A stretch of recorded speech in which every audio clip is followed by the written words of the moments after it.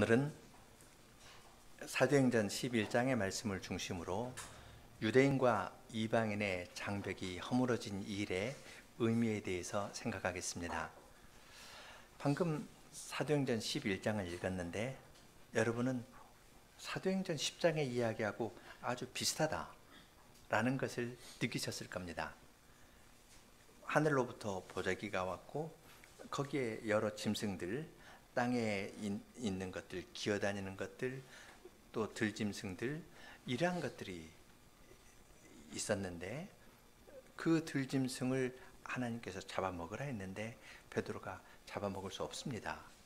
그 말이 3번 있어서 하늘로 올라간 이야기가 기록되어 있고, 또 고넬료 집에 가서 하나님의 복음을 전했더니 성신께서 강림하셨다는 이야기, 주로 2가지 주제의 이야기인데요.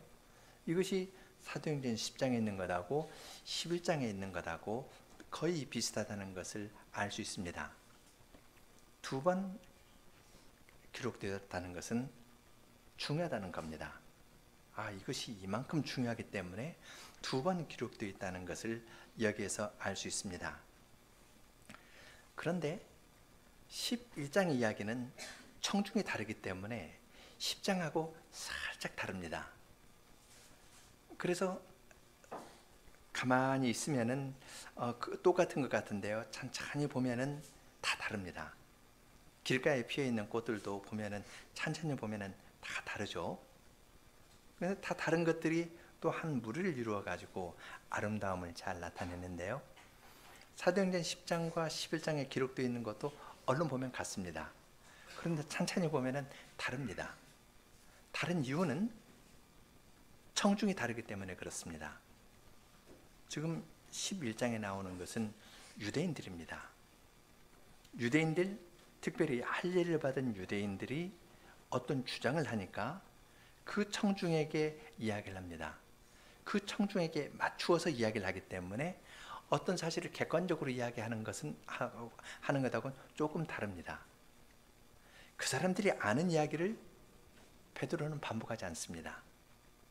아는 이야기라는 것은 고넬료 집에 가서 베드로가 예수님께서 행하신 일, 공생애를 시작할 때 성신으로 세례를 받고 성신의 능력으로 선한 일들을 했고 그리스도께서 죽으시고 부활하시고 심판하시고 하늘에 오르셨고 심판하러 오실 것이다. 그런 이야기는 11장에 나오지 않습니다. 이건 이 사람들이 잘 아는 이야기거든요. 그건 10장에 나옵니다. 이렇게 조금씩 다릅니다. 왜 이렇게 다르게 했을까? 다르게 말하면서 베드로 사도가 강조해서 가르치려는 것은 무엇인지 잘 생각해 볼 필요가 있습니다. 쉬운 것은 이 사람들이 지금 베드로의 말을 잘 들을 준비가 되어 있지 않은 사람이고요, 베드로를 만나자마자 비난했던 사람입니다. 그들이 들었던 것은 이방인들도 하나님의 말씀을 받았다는 사실을 들었는데요, 그러면 하나님의 말씀을 어떻게 받았냐? 그걸 물어보는 것이 자연스럽지 않겠습니까? 그런데 그들이 딱 하는 말은 베드로가 예루살렘에 올라오자마자 힐난합니다. 책망합니다. 너 어떻게 무할리 집에 들어가서 함께 밥 먹었냐? 하나님께서 그들에게 구원을 베풀어 주셨다는 이야기를 들었는데 그들이 하는 말은 왜 우리의 전통을 버리고 우리 유대인의 전통을 버리고 무할례주의자의 집에 들어가서 함께 밥 먹고 그들과 교제했느냐? 그걸 묻습니다. 그러한 호의적이지 않은 청중을 대상으로 지금 베드로 사도는 하나님께서 행하신 일을 기록합니다.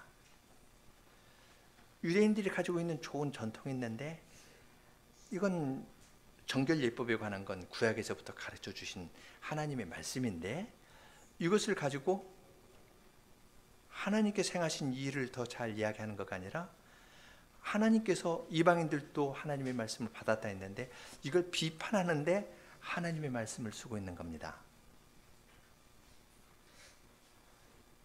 이건 작은 문제가 아닙니다. 그런데 주님 보시기에는 그 일은 옛날에만 있었고 지금 없는 이야기가 아니라 교회가 역사상에서 전진할 때에는 이러한 문제가 계속 있을 것이라는 것을 아셨기 때문에 이런 것을 기록해 두신 겁니다.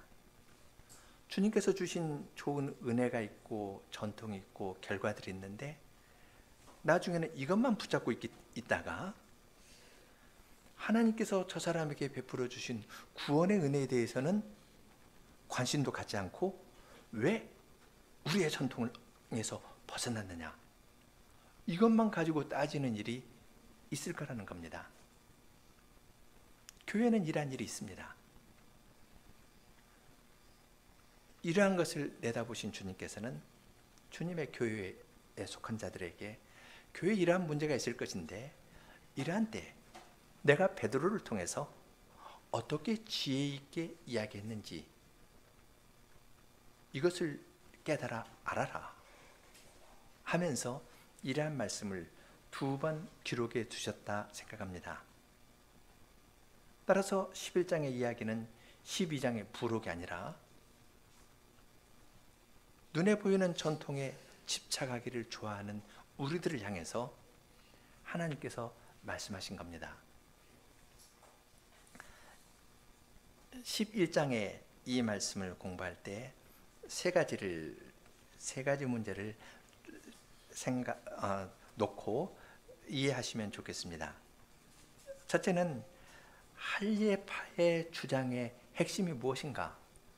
할례파의 주장을 동정적으로 이해하려고 노력할 필요가 있습니다.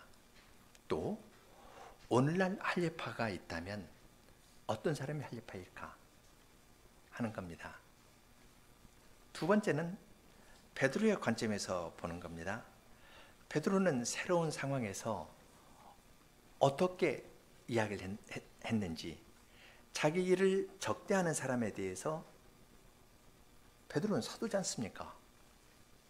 사도인 베드로한테 그냥 팍 하면서 비난하고 덤벼들었거든요. 그러한 사람에게 베드로가 어떻게 가르쳤는지, 어떠한 가르친 내용뿐만 아니라 가르친 태도가 무엇인지 그것을 여기에서 생각하면서 읽으면 좋습니다. 세 번째, 할례파가 어떻게 설득이 됐습니까? 베드로가 말을 잘할 수도 있을까요?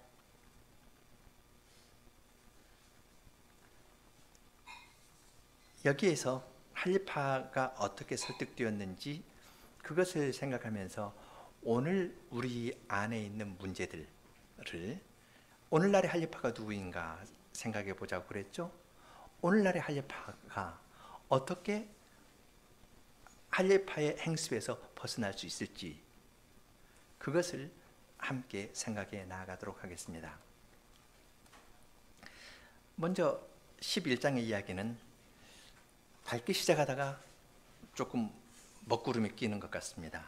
밝게 시작하는 것은 유대에 있는 사도와 형제들이 이방인들도 하나님의 말씀을 들었다. 베드로는 지금 가이사랴에 조금 머물러 있고요. 예루살렘까지 올라오면서 또 복음을 전하면서 천천히 올라왔을 겁니다. 그런데 발 없는 말이 천리를 가버렸습니다. 아직 베드로가 예루살렘에 올라가기도 전에 이방인들도 하나님의 말씀을 받았다. 하나님의 말씀을 받고 그들도 구원을 받았다는 겁니다. 성신으로 말미암아 그들이 세례를 받고 구원받은 사실이 예루살렘에까지 전파되었습니다. 그러면 우리는 기뻐할 것을 기대합니다. 그런데 어둠이 끼죠. 베드로가 예루살렘에 올라갔더니 할례파들이 힐단하면서 이야기를 합니다. 여기 할례파라고 이야기를 할 때에는 아주 엄한 사람을 이야기를 할 수도 있고요. 또 할례 받은 사람이라고 의미할 수도 있습니다. 전반적인 분위기로 보는 것이 좋을 겁니다. 할례 받은 사람들인데 어느 집단에서나 좀 강하게 이야기하는 사람 있잖아요. 말을 할 때 좀 부드럽게 이야기하는 사람도 있고 강하게 하는 사람도 있는데, 그러니까 할례 받은 사람들이 거의 이런 정도의 생각이었던 것 같습니다.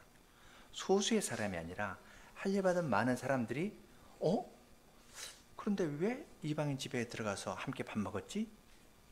그런 생각을 가진 겁니다. 그럴 때 이제 앞에 나서서 말을 강하게 하는 사람이 나서가지고 베드로에게, 사도인 베드로에게 강하게 힐난하면서 책망하면서 이야기를 합니다. 같은 생각을 갖고 있는 많은 사람들이 없다면 소수의 과격한 사람이 사도에게 말 함부로 못할 겁니다. 분위기가, 유대인들로서는 분위기가 이방인들에게 들어갔다는 것이 그들에게는 가장 큰 관심사가 되어버렸습니다. 여기에서부터 뭔가 조금 어긋나는 겁니다. 하나님께서 말씀을 내려주셔서 구원을 베풀어 주신 사실이 있는데, 그러면 그 내용에 대해서 조금 알아보려고 해야 되지 않겠습니까? 그런데 거기는 관심 없습니다. 관심 없다는 건 좀 너무 강한 말이고요. 그것보다도 더 관심 있는 건 왜 정결예법을 어기고, 구약의 정결예법을 어기고 왜 이방인 집에 가서 함께 밥 먹었냐, 왜 부정하게 되었냐 하는 것을 이야기를 합니다.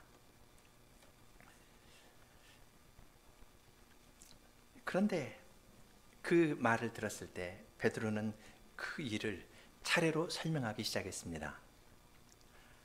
막 화를 내면서 이야기를 했는데요,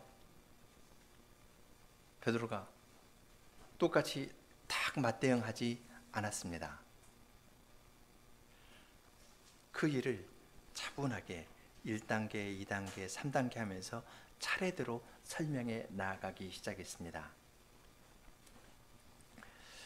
그는 여기에서 이제 좀 비교를 하면서 볼 필요가 있는데요, 요바에서 기도할 때 비몽사몽간에 보자기를, 환상을 보았는데 뭐 전심 먹을 때라는 이야기, 내가 배고팠다는 이야기, 그런 이야기 없습니다.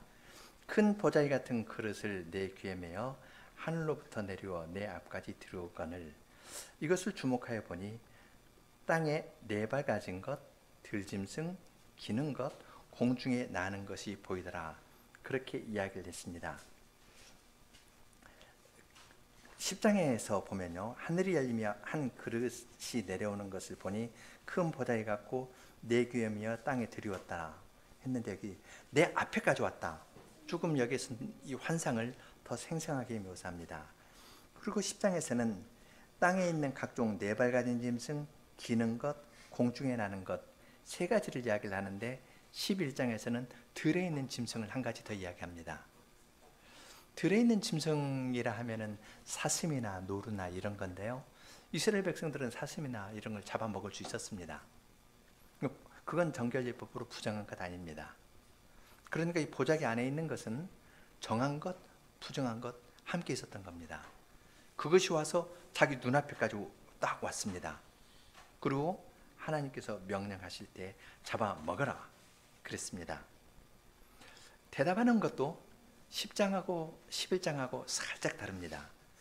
10장에서는 주여 그럴 수 없나이다. 속되고 깨끗이 아니한 물건을 내가 언제든지 먹지 아니하였사옵나이다 그랬는데, 11장에서는 주여 그럴 수 없나이다. 속되거나 깨끗이 아니한 물건은 언제든지 내 입에 들어간 일이 없나이다. 그렇게 이야기를 했습니다. 내 입에, 난 입도 되지 않았습니다 하면서 조금 더 구체적으로 이야기합니다. 그러니까 10장보다 11장에서는 환상의 내용을 조금 더 구체적이고 사실적으로 묘사하고 있다는 것을 알 수 있습니다. 뭐 주변적인 이야기는 싹 뺍니다. 주변적인 이야기는 빼고 환상을 조금 더 생생하게 이야기를 하면서 이 환상이 갖고 있는 의미가 무엇인지, 왜냐하면 이 사람들은, 유대인들은 이방인의 집에 들어갔다, 부정하게 되었다, 이것이 문제였기 때문에 거기에 초점을 맞추어서 조금 더 생생하게 이야기를 했습니다. 주님께서 말씀하셨는데요, 이 목소리는 베드로가 친숙히 알고 있었던 예수님의 목소리입니다. 예수님께서 잡아먹어라 그렇게 이야기를 했는데, 오매불망하던 예수님 아닙니까? 그 예수님께서 말씀하셨는데 나는 못하겠다, 그래서 나 3번이나 안 먹겠다고 했다. 그렇게 이야기를 합니다. 말하자면 주님의 명령에 베드로는 불순종한 겁니다. 그런데 베드로가 놀랍게도 거기에는 정결한 것, 부정한 짐승 같이 있었는데 이것이 함께 하늘로 올라가 버렸습니다. 하늘에서 내려왔고 하늘로 올라갔다는 것을 베드로는 이야기를 했습니다. 그 의미에 대해서 생각하고 있을 때에 마침 세 사람이 나의 우구하는 집에 왔고 가이사랴에서 보낸 사람이었는데 성신께서 나에게 명령했습니다. 명령하시기를 아무 의심도 하지 말고, 의심하지 말라라는 말은 분간하지 말라는 말도 됩니다. 이방인인지 유대인인지 분간하지 말고 함께 가라. 그래서 베드로는 나는 6 형제와 함께 갔다고 이야기합니다. 10장에서는 2 형제가 함께 갔다 했는데요, 11장에서는 조금 더 구체적으로 이야기합니다. 6명이 나오고 함께 올라갔다. 가이사랴에서 3명이 내려왔고요, 6명 함께 올라가고 베드로 하면은 다 해가지고 10명이겠죠. 10명이 가이사랴로 올라갔다고 이야기를 합니다. 여기서 베드로 사도는 환상에서 동물을 구분하였는데 성신께서는 이방인 유대인 말을 구분하지 말고 함께 가라 하셨기 때문에 나는 그 사람의 집에 들어갔다고 이야기했습니다. 논점이 되는 것은 이방인의 집에 들어갔다는 거거든요. 베드로 사도는 성신께서 구분하지 말고 집에 들어가라고 했다. 부정한 짐승, 정한 짐승이 함께 왔다가 하늘로 그대로 올라가신 환상을 보여준 후에 성신께서 명하셨기 때문에 나는 정한 것, 부정한 것, 이것이 이방인과 교류를 하라는 뜻으로 이해했다. 그래서 성신께서 명하셨기 때문에 나는 그 사람의 집에 들어갔다고 이야기를 합니다. 왜 이방인의 집에 들어갔냐? 그렇게 비난했는데 그 비난에 대해서 베드로 사도는 성신께서 들어가라고 하셨다. 환상에서 보여주고 명령하셨기 때문에 이건 난 주님의 뜻인 줄 알고 갔다고 이야기를 합니다. 그리고 그것뿐만 아니라 고넬료의 집에 들어갔을 때 고넬료가 천사의 말을 듣고 일을 진행한 것을 그들에게도 들려줍니다. 고넬료 집에 갔더니 베드로라는 시몬을 청하라 했고 그 사람이 너와 내 온 집에 구원 얻을 말을 너에게 이를 것이다. 너와 내 집에 구원 얻을 말이라는 것도 11장에 나오는 말입니다. 하나님의 말씀을 받았다 했는데 이건 보통 말씀이 아니라 우리 집에 구원을 얻을 말씀, 이것을 베드로의 입을 통해서 가르쳐 주겠다고 천사가 그에게 이야기를 하였기 때문에 고넬료도 천사의 명령에 순종했고 나도 성신의 명령에 순종해서 그의 집에 들어갔다. 그래서 그와 그의 온 집이 구원을 얻을 만한 말을 전했다고 이야기를 하였습니다. 정결예법에 따라서 부정한 사람들을 만나가지고 부정케 되는 것이 아니라 오히려 주님의 말씀으로 이 부정한 이방인들을 주님께서 깨끗게 하셨고 내가 전파하는 이 말씀을 써서 그들을 깨끗게 해서 주님의 교회로 불러 모으신다는 것으로 이해했다고 그렇게 말하는 겁니다. 이방인을 구원하시는 하나님의 말씀에 초점을 맞추어 가지고 이야기하는 것을 볼 수 있습니다. 15절에서 베드로 사도는 계속 이야기합니다. 내가 말을 시작할 때 성신이 저희에게 임하시기를 처음 우리에게 하는 것과 같이 하는지라. 내가 주의 말씀에 요한은 물로 세례를 주었으나 너희는 성신으로 세례 받으리라 하신 것이 생각나노라 말합니다. 여기서도 10장하고 비교하면 생략이 있습니다. 예수님께서 행하신 일, 그 내용은 싹 빠집니다. 그리고 10장에서는 베드로 사도가 말을 마치기 전에 성신께서 임하는 것으로 드는데 여기서는 처음 시작할 때부터 성신께서 임했다고 이야기합니다. 아마 좀 좋아해서 이야기를 하자면 베드로 사도가 말을 시작할 때부터 성신의 능력 가운데서 말을 하고 그 다음에 더 강하게 성신께서 임하셨기 때문에 베드로 사도가 말을 더 이어가지 못하고 그리스도의 죽으심과 부활과 재림에 관한 이야기, 심판에 관한 이야기를 하고 그 다음에 그들이 방언하니까 이야기 이제 마친 것으로 이해할 수 있습니다. 그렇지만 11장에서는 다른 이야기 싹 빼고 이야기 처음부터 성신께서 임했다, 그렇게 말합니다. 이건 강조해서 말하는 법입니다. 잘 알고 있는 유대인들에게 자기가 전파한 내용을 다 이야기할 필요 없습니다. 성신께서 처음부터 임해가지고 그들에게 우리에게 하신 것과 같이 그들에게 은혜 베풀으셨다고 이야기합니다. 베드로 사도는 고넬료와 그의 가족을 사도행전 2장에 나오는 3,000명의 회중과 비교하지 않았고요, 자기들하고 비교했습니다.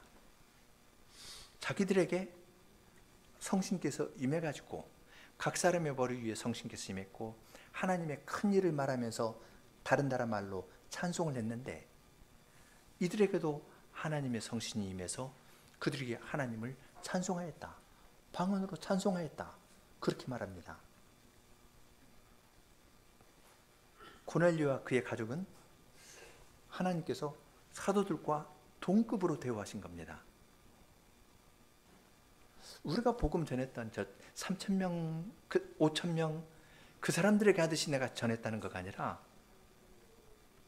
우리에게 한 것과 똑같은 것을 고넬료와 그의 가족에게 하나님께서 행하셨다고 이야기합니다. 하나님께서 그렇게 내가 정결케 한 것을 부정타지 말라 말씀하셨을 뿐만 아니라 성신으로 그것을 확증해 주셨습니다. 그러니까 베드로는 사도는 요한은 물로 세례를 주었으나 너희는 성신으로 세례 받으리라 한 말이 생각났다. 주님께서 이들에게 성신으로 세례를 주셨다. 하나님께서 이렇게 큰 일을 행하신 것을 이야기를 하면서 내가 누구간데 하나님을 등이 맞겠느냐, 그렇게 이야기를 하였습니다. 하나님께서 이들을 우리하고 똑같이 대우해 주시면서 이들도 정결케 하여 주시고, 새 언약의 핵심은 주님의 영으로 말미암아 부정한 사람들을 깨끗하게 하고 그들의 죄를 용서해 주신다는 것이 새 언약의 핵심이지 않습니까? 에스겔서 36장이나 예레미야 31장에서 성신을 그들의 마음에 주고 그래서 그들을 정결케 하여 주고 그들의 죄를 용서해 주신다는 것이 새 언약의 핵심인데, 그러한 은혜를 이방인인 저 사람들에게도 주었는데 내가 누구간데 등이 하나님을 맡겠느냐, 그렇게 이야기를 했습니다. 만유의 주가 되신 예수님께서 화평의 복음을 가까이 있는 이방인에게 전하시고, 가까이 있는 유대인에게 전하시고 멀리 있는 이방인에게도 전하셨습니다. 그리고 이방인과 유대인의 맡긴 담을 허시고 둘을 그리스도의 십자가로 한 몸을 만들어서 성신으로 하나님께 나아가게 하는 일을 하고 계십니다. 이것이 하나님께서 행하시는 일입니다. 내가 누구간데 등이 하나님을 맡겠느냐, 그렇게 이야기를 하였습니다. 만일 그 자리에서 베드로가 하나님을 막았다면, 그래서 물로 세례를 주거나 이들이 보이는 교회에 들어왔다는 것을 확증해 주지 않는다면 베드로는 하나님의 명령에 불순종하는 것이라고 스스로 생각했을 겁니다. 베드로는 이미 주님께서 3번 잡아먹으라 하는 말에 대해서 난 입도 되지 않았습니다 하면서 강한 말을 하면서 거부했던 자입니다. 그런데 지금 이 순간에는 나는 거부할 수 없다. 내가 누구간데 능히 하나님을 맡겠느냐 하면서 하나님께서 행하신 이 일을 이야기하였습니다. 그 말을 듣고 거세게 반대했던 사람들도 잠잠해졌습니다. 그리고 그들이 모두 하나님께 영광을 돌리면서 이야기합니다. 하나님께서 이방인에게도 생명 얻는 회개를 주셨도다. 그들도 하나님께서 돌이켜 주셨다. 돌이켜서 사망에서 생명으로 옮겨주시고 생명 얻는 회개를 주셨다고 이야기를 했습니다. 주인을 정결케 하는 것이 메시아 시대에 이루어질 약속으로 하나님께서 말씀하셨는데, 이것이 이방인에게도 확장하여 적용되는 것을 보고 그들은 하나님께 영광을 돌렸습니다. 성신께서 임하시면 너희가 권능을 받고 예루살렘과 온 유대와 사마리아, 사도행전 8장에서 사마리아의 동일한 현상이 있는 걸 보았습니다. 사마리아뿐만 아니라 땅끝까지 이르러 이방인에게도 복음이 전파된다 했는데, 그러한 일이 일어났다 하면서 하나님께서 행하신 일로 이야기하였습니다.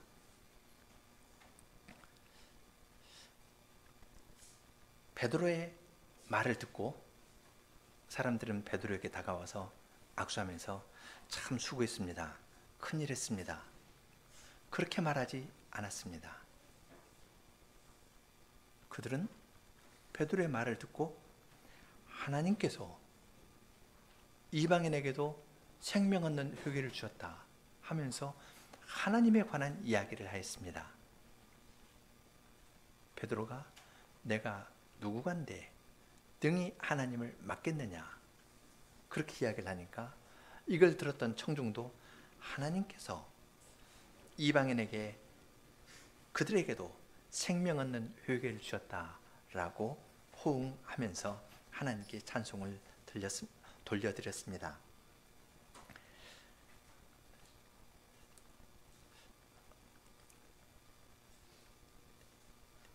우리는 이 18절을 보면서 하나님께서 행하신 일을 봅니다. 그런데 이제 11장 뒤에 가면은 안디옥 교회 이야기가 나오고, 안디옥 교회에서 이방인 선교 사역, 이방인에게 복음 전하는 일에 힘쓰면서 나아가는 것을 봅니다.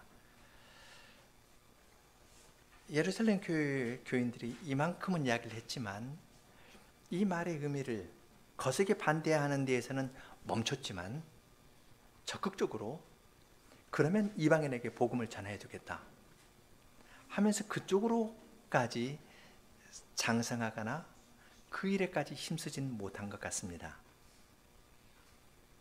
그렇지만 거세게 반대하던 사람들은 잠잠케 하는 역할을 한 것을 우리는 여기에서 봅니다. 이것이 전반적인 18절까지의 내용인데요. 세 가지 관점에서 한번 이 주제를 다시 생각하겠습니다. 먼저 할례파의 주장을 살펴보겠습니다. 여기 할례파는 그냥 소수의 과격한 할례파가 아니라 할례받은 사람들입니다. 할례받은 사람들이고 그 가운데 모든 사람이 다 말을 조리 있게 잘할 수 있는 것 아니니까요. 또 사람 앞에서 말을 모든 사람이 다 잘할 수 있는 건 아닙니다. 그러니까 전반적으로 할례받은 사람들이 이런 의견을 공유하고 있었고, 그 가운데 다른 사람 앞에서도 말을 잘할 수 있는 사람이 딱 나서가지고 사도인 베드로에게 딱 각을 세우고 왜 이방인의 집에 들어갔냐, 그렇게 묻습니다.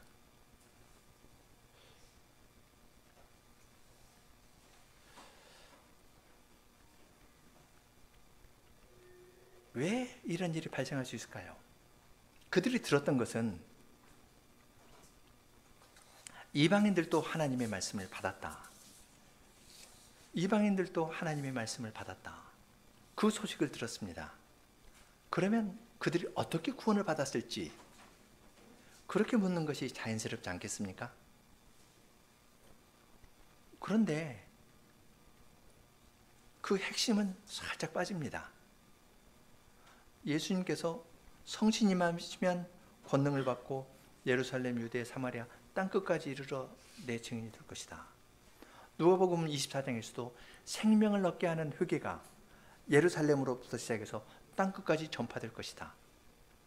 이방인에게 복음이 전파되었으면 야, 주님께서 지금 이 일을 이루어 나가실 것이다. 볼지어다 세상 끝날까지 내가 너희와 항상 함께 있을 것이다. 항상 함께 하면서 이 일을 이루신 것으로 보는 것이 자연스러울 텐데 이방인에게도 생명 없는 회개를 주신 사실은 살짝 가려주고 이방인 집에 들어간 것이 문제가 됩니다.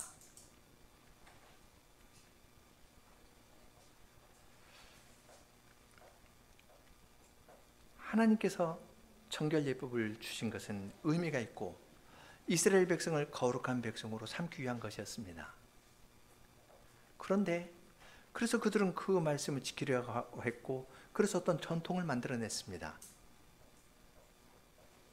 그런데 거기에 갇혀버린 겁니다. 그래서 핵심이 되는 어떤 죄인이 구원을 얻는 것, 이 핵심이 되는 이것을 찾기보다도 외적으로 틀린 것 했다는 것만 가지고 문제를 삼아서 그런 말을 확 쳐버립니다. 그러면 사람들은 그 말에 쏙 빨려 들어가고 그럴 때 이제 많은 사람을 배경으로 하고서 강하게 나와가지고 맞서는 겁니다. 이것을 지켜야 교회가 보존될 수 있다고 생각해서 좋은 의도로 그렇게 하는 겁니다. 문제는 그렇게 하면서 하나님의 은혜와 성신의 역사를 눌러버리는 겁니다. 생명은 없고 껍데기만 남아있게 됩니다. 사실 할례라는 것이 무엇인가요? 할례는 사람에게 아이를 낳을 수 있는 능력이 없다는 걸 나타내는 겁니다. 고대 근동에서 할례는 성인식하고 비슷하거든요. 그래서 남자가 어느 정도 장성하면은 할례를 하고 장인들 사람에게 찾아가서 나 할례 받았습니다. 난 남자 역할 할 수 있습니다.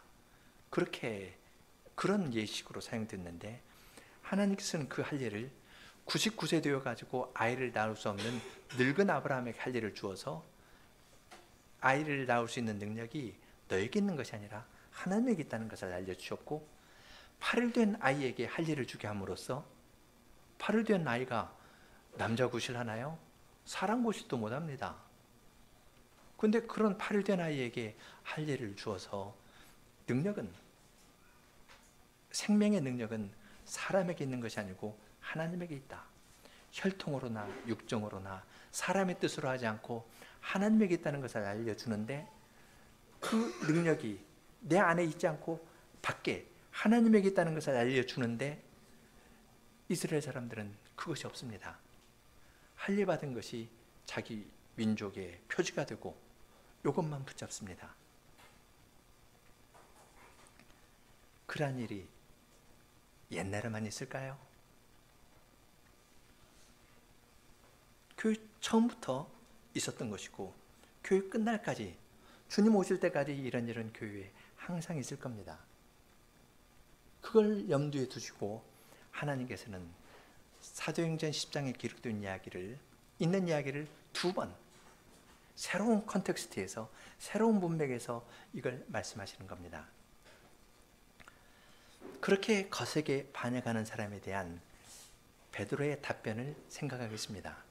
두 번째로 베드로의 관점에서 보면은 베드로가 하지 않은 것이 두 가지가 있고요. 한 것이 한 가지가 있습니다. 하지 않은 것은 사도의 권위를 내세우지 않은 겁니다.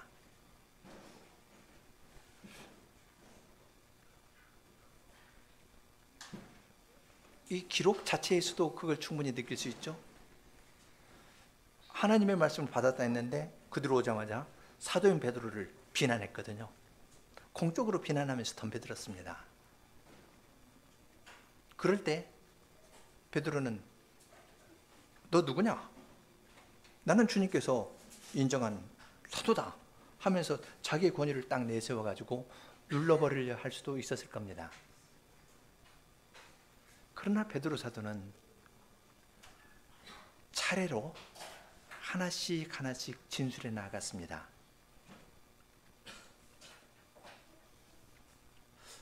어떻게 베드로가 이러한 태도를 가질 수 있었겠습니까? 괄괄하던 그 베드로가 어떻게 이렇게 바뀔 수 수 있었겠습니까? 물론 성신의 은혜이고 주님께서 그를 붙잡아 주셨기 때문이라고도 이야기할 수 있지만, 베드로는 자기가 3번 주님의 명령을 거역한 것을 깊이 뉘우치고 회개하고 있었기 때문에 이들의 마음에 호소하면서 이야기할 수 있었으리라 생각합니다. 사람이 권위를 주장할 때에는 내가 저 사람보다 낫다, 저 사람 위에 있다, 그런 의식이 있을 때 내 권위로 누르려고 하는 겁니다. 그러나 베드로는 나는 하나님께서, 예수님께서, 사랑하시는 주님께서 3번이나 잡아먹으라 했는데 거기에 정한 짐승도 있고 부정한 짐승도 있거든요. 주님, 저 정한 것만 잡아먹을게요, 그렇게 이야기 안 하고 부정한 것만 보면서 그건 내가 입에도 댄 적 없습니다 하면서 강하게 이야기했습니다. 11장에서 이야기할 때 베드로는 환상의 사실을 조금 더 구체적으로 묘사합니다. 그 말은 나도 여러분과 똑같이 주님의 명령, 환상의 의미를 모르고 거역한 사람입니다. 주님의 명령을 나도 3번이나 부인한 사람입니다. 그렇게 말한 겁니다. 주님의 은혜가 아니고서는 내가 저 사람보다 조금 더 나은 것이 없다 생각하였기 때문에 베드로는 주님의 은혜만을 드러내고 자기의 권위를 주장하지 않았습니다. 베드로 사도가 하지 않은 2번째는 논쟁입니다. 거세게 반대하는 사람에게 할례의 의미에 대해서 이야기를 하고 논의를 하면은 논의가 될까요? 거세게 반대하는 사람에게 정결예법의 의미는 이것이다 하면서 이야기를 하면은 그 사람들이 들으려고 할까요? 진리이지만 이야기할 때가 있고 안 할 때가 있고, 기다려야 될 때가 있고 돌려서 말해야 될 때가 있고 직접 나서서 해야 될 때가 있습니다. 잠언에 있는 것처럼 어리석은 자의 어리석음을 따라서 대답할 때가 있고 어리석은 자의 어리석음을 따라서 대답하지 않을 때도 있는 겁니다. 베드로 사도는 여기에서 할례의 의미에 대해서 논쟁하지 않았습니다. 자칫 논쟁을 하다가는 내 주장이 당신 주장보다 옳다, 그것을 입증하려고 이야기를 하기 때문에 논쟁은 이기지만 사람의 마음은 얻지 못하는 경우가 있습니다. 진리를 말하듯 사랑 안에서 이야기를 해야 되는데 진리만 말하고 사랑은 없이 이야기를 하면서 자기를 주장하려는 태도가 있습니다. 이것은 사도의 직분을 가지고 누리려는 것하고 똑같습니다. 나의 지식을 가지고 다른 사람을 누르는 거나 직분을 가지고 누리려고 하는 것이나 그것은 똑같은 오류입니다. 베드로 사도는 어떠한 방법도 자기의 직분을 가지고 누리려 하지도 않고 자기의 지식을 가지고 누리려 하지도 않았습니다.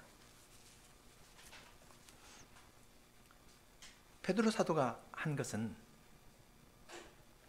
회개하는 마음으로 자기도 주님의 명령을 3번 거역한 사람입니다. 그러한 자기에게 주님께서 명령하셨거든요. 성신께서 구분하지 말고 따지지 말고 가라 명령하셨거든요. 주님께서 명령해서 나 순종했습니다 하면서 자기의 순종의 예를 보이면서 하나님께서 행하신 일만 이야기했습니다. 내가 누구간데 하나님을 맡겠습니까?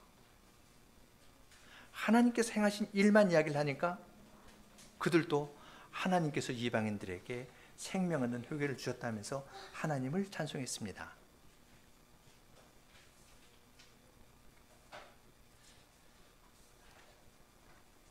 (11장의) 말씀을 읽을 때 우리는 옛날 이야기라고 혹은 10장에 부속된 것으로 가볍게 보아서는 안 됩니다. 새로운 주님께서는 교회의 진행을 보시고 이러한 사실을 기록해 두었습니다. 후대 교회에서 이러한 데서 지혜를 얻도록 하시는 겁니다. 할리파 사람들 나쁘다고 이야기를 하지만요, 우리에게도 그런 요소가 얼마든지 있을 수 있습니다.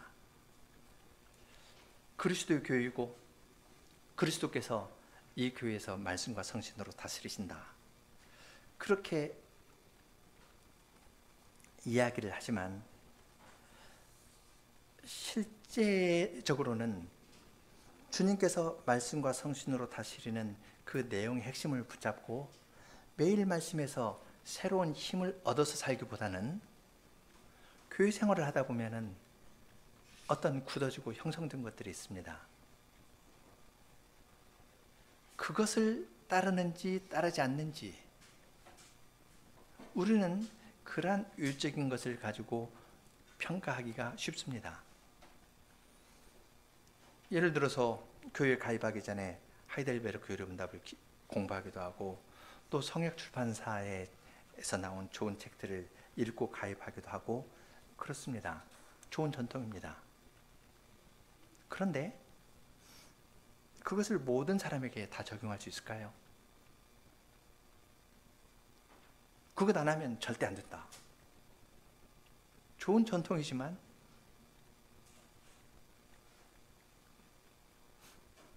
모든 사람에게 적용하기 힘듭니다. 예수님께서 십자가상에서 한평 강도에게 구원을 베풀어 주셨는데, 그때 뭐 요리문답 가르치고 몇 달 공부한 다음에 뭐 하셨나요? 아니지 않습니까? 교회 생활을 하다 보면은 우리가 사용하는 찬송가가 있는데, 이 찬송가가 주님의 교회가 2000년간 불렀던 유일한 찬송가는 아닙니다. 다른 찬송도 많이 있습니다. 주님께서 다른 교회들이 사용하는 다른 찬송으로 영광을 받으셨습니다. 그런데 이것 아니고선 다른 것 안 된다, 그리고 더 나아가서 논쟁하거나 싸우려는 태도로 가려 한다면 이것은 찬송의 핵심이 되는 것을 잘 잡지 않은 일이 됩니다. 주님께서 주신 좋은 것들이 있습니다. 그렇지만 그 주신 좋은 것을 가지고 평가를 하거나, 주신 좋은 것을 내가 가지고 있으니까 나는 저 사람보다 위에 있다, 이렇게 생각한다면 이것은 할례파하고 할례를 받은 사람들이 생각하고 살아가는 방식하고 하나도 다를 것이 없는 겁니다.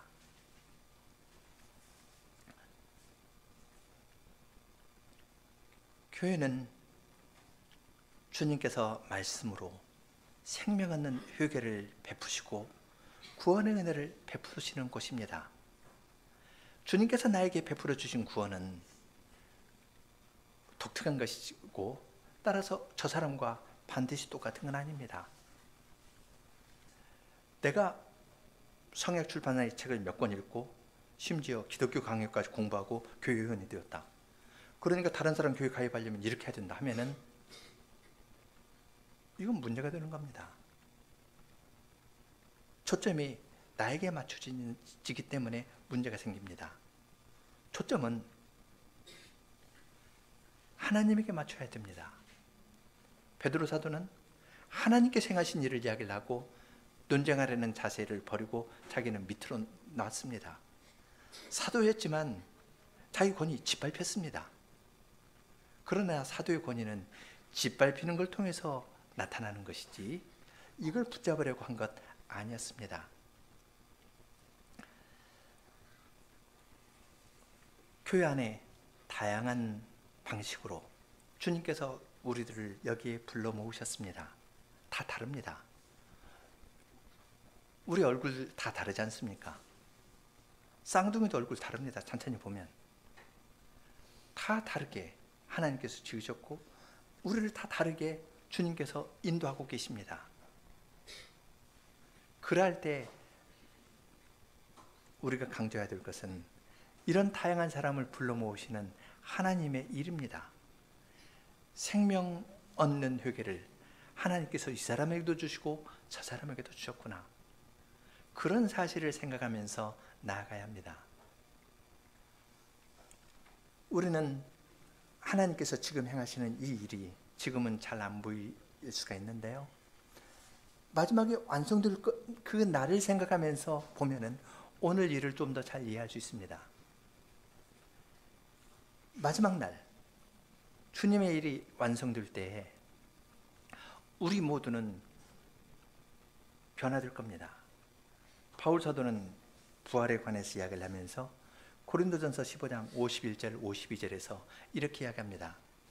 보라, 내가 너희에게 비밀을 말하노니 우리가 다 잠잘 것이 아니요 마지막 나팔의 순식간에 호련히 다 변화하리니 나팔 소리가 나매 죽은 자들이 썩지 아니할 것으로 다시 살고 우리도 변화하리라. 마지막 나팔의 순식간에 우리 모두가 호련히 다 변화합니다. 이것이 비밀입니다. 이 비밀의 관점에서 우리는 현재의 비밀도 풀어갑니다. 어떠한 것은 우리가 다 규정하거나 알 수 없습니다. 그렇지만 주님께서 우리 가운데 행하신 일을 완성시키실 겁니다. 그러한 주님을 믿기 때문에 우리는 다른 사람에 대해서도 넉넉할 수가 있는 겁니다. 누가 조금 틀리다 해서 곧바로 시정하려고 할 필요가 없습니다.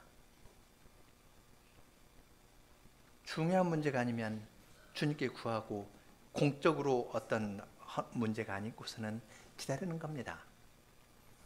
베드로 사도는 사도로서의 자기의 권위를 주장하지도 않았고 할례의 의미에 대해서 논쟁하지도 않았고 하나님께서 행하신 그 일에 대해서만 이야기했습니다. 하나님께서 행하시는 그 일에 대해서 이야기를 할 때 우리는 하나가 되는 겁니다. 이방인과 유대인의 담을 사람으로서는 넘을 수 없습니다. 그렇지만 그들이 하나님에 대해서 이야기했을 때 이방인과 유대인의 담은 넘어집니다. 그걸 뛰어넘습니다. 그러한 방식으로 주님께서는 평화를 이루어 나가십니다.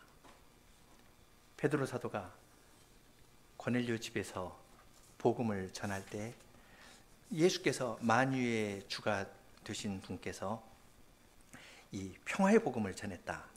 그렇게 만유의 주 되신 예수 그리스도로 말미암아 화평의 복음을 전하사 했는데 이 화평의 복음은 유대인과 이방인이 하나가 되는 이 평화의 복음입니다. 이 평화의 복음을 주님께서는 우리 가운데에서 지금도 주님의 말씀으로 이루어 나가시려 하시는 것입니다. 함께 122편 부르겠습니다.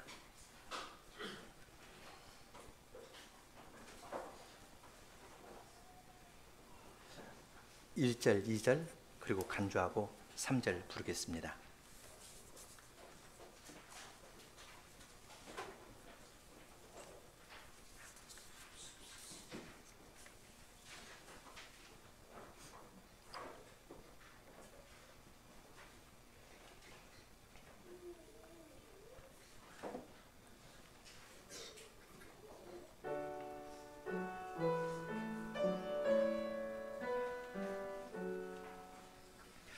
영원히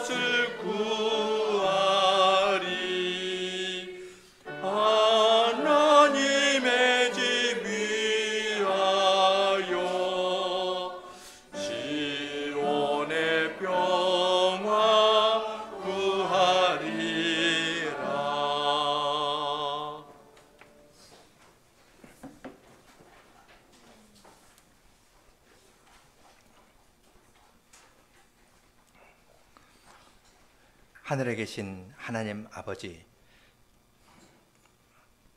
주님께서는 저희의 아버지가 되셔서 저희를 구원하여 주셨을 뿐만 아니라 저희의 생활에 필요한 모든 것을 주시는 정도뿐만 아니라 저희에게 생명의 양식을 계속 내려주셔서 저희들로 하여금 어떠한 전통이나 관습에 매이기 그러한 데 매이지 아니하고 항상 주님의 말씀을 새롭게 듣고 주님께서 저희 가운데에서 행하시는 크신 구원의 일에 초점을 맞추면서 나아가도록 저희들을 불러주시오니 주님께 감사를 드립니다.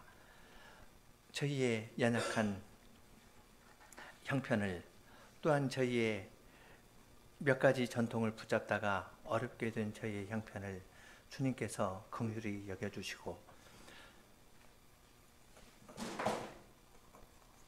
저희들로 하여금 저희의 뿌리 깊은 교만과 믿음이 없는 것들을 더 일깨워 주시고 그러한 일에 대해서 깨닫고 통회하면서 나아가는 주님의 백성들에게 주님께서 시온의 성을 아름답게 새로 지어 나아가시는 것을 저희들이 개인적으로나 가정적으로 그리고 교회적으로나 교회 연합적으로 함께 경험하면서 나아갈 수 있도록 저희에게 은혜를 내려주시기를 구합니다. 예수님 이름으로 기도합니다. 아멘.